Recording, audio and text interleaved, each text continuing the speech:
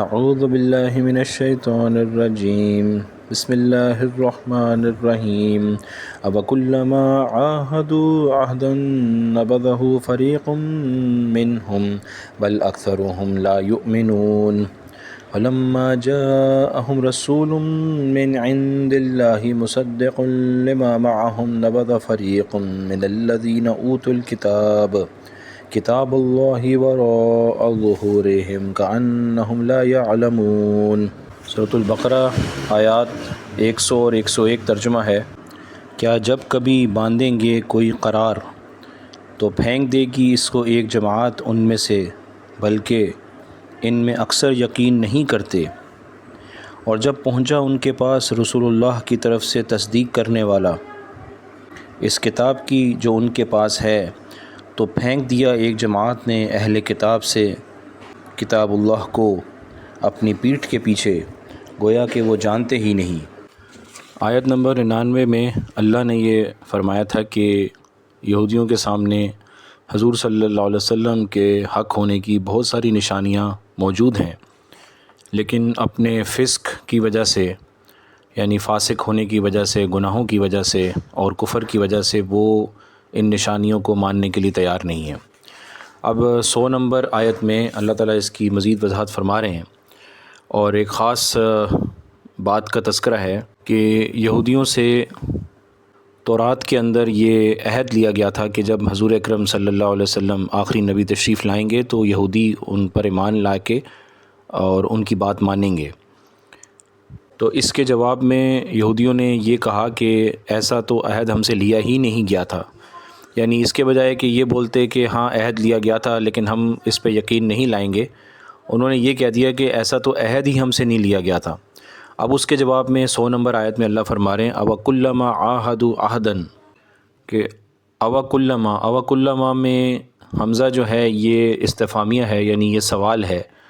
تو اس کے پیچھے جو بات چھپی ہوئی ہے، یعنی پورا جملہ یہاں پہ نہیں ہے، تو کا مطلب یہاں پہ یہ ہے کہ کیا یہ جو عہد لینے سے یہ انکار کر رہے ہیں، یعنی کہ یہود یہ کہہ رہے ہیں کہ تورات نے تو ہم سے کوئی ایسا عہد لیا ہی نہیں تھا، تو حمزہ جو ہے وہ اس کی طرف اشارہ کر رہا ہے، کیا یہ اس سے انکار کر رہے ہیں؟ بلکہ حقیقت کیا ہے،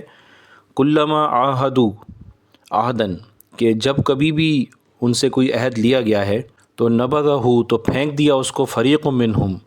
کہ یہودیوں کے گروہ نے، فریق کا مطلب گروہ ہے، منہم کا مطلب ان میں سے، تو ان میں سے ایک گروہ نے، ان کی ایک قوم نے یا ایک گروہ نے یا ایک گروپ کہہ سکتے ہیں، تو انہوں نے جو ہے وہ اس عہد کو ہمیشہ پھینک ہی دیا، مطلب یہ کہ اس کی کبھی بھی، یعنی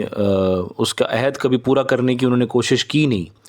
تو یہ ان کا کہنا کہ جی ہم سے تو کوئی ایسا عہد لیا ہی نہیں گیا تھا تورات میں، تو یہ کون سی بڑی بات ہے، کیونکہ ان کے اندر تو پہلے سے ہی ایک ایسی جماعت موجود ہے، ایک ایسا گروہ موجود ہے کہ جب بھی ان سے کوئی عہد کیا گیا کہ بھئی آپ نے یہ کام کرنا ہے، اللہ نے ان سے عہد لیا اور انہوں نے عہد اپنا دیا بھی کہ ہم کریں گے، تو ہمیشہ سے یہ ہوا کہ ایک جماعت ایسی تھی کہ انہوں نے اس عہد پر چلنے سے انکار کر دیا، یعنی اس عہد پر نہیں چلے۔ تو یہ کون سی بڑی بات ہے کہ وہ اب یہ انکار کر رہے ہیں کہ ایسا عہد تو لیا نہیں گیا، تو ایسی جماعت سے جس نے عہد پورا نہیں کرنا، تو یہ والا جھوٹ جو ہے کوئی بعید بات نہیں ہے۔ تو اللہ تعالیٰ اس آیت میں یہ بتا رہے ہیں اوکلما عاہدوا عہدا نبذہ فریق منہم بل اکثرهم لا یؤمنون، تو بلکہ بل اکثرهم کا مطلب یہ ہے کہ بلکہ اکثر ان میں سے اس پر ایمان نہیں لائیں گے، مطلب یہ اسی بات کی طرف اشارہ ہے کہ وہ عہد کا سرے سے ہی انکار کر دیں گے۔ تو اللہ تعالیٰ یہ فرما رہے ہیں کہ اکثروں کا ان کا یہی معاملہ ہے، یہ گروہ کوئی چھوٹی تعداد کا گروہ نہیں ہوگا، بلکہ اکثر یہودی جو ہیں وہ یہی کہیں گے کہ نہیں نہیں ہم سے تو کوئی عہد لیا ہی نہیں گیا ہے، اور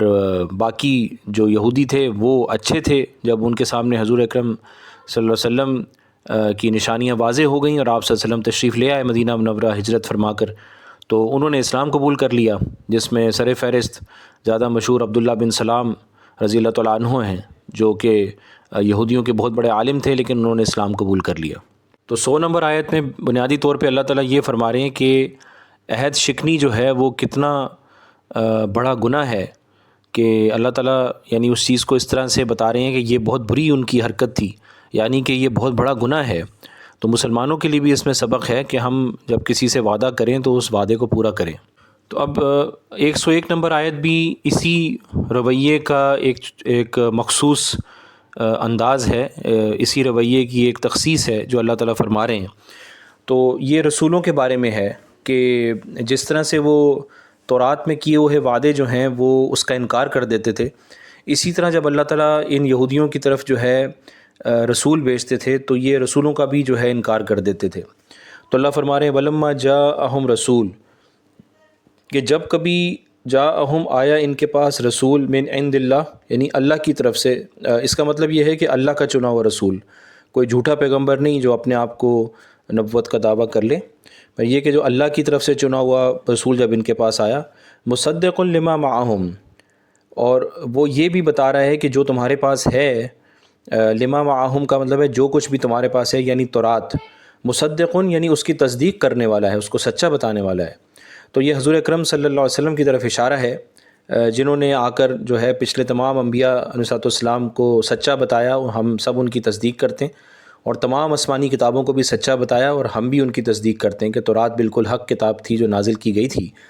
تو رسول اللہ صلی اللہ علیہ وسلم تو آ کر تورات کی تصدیق فرما رہے ہیں۔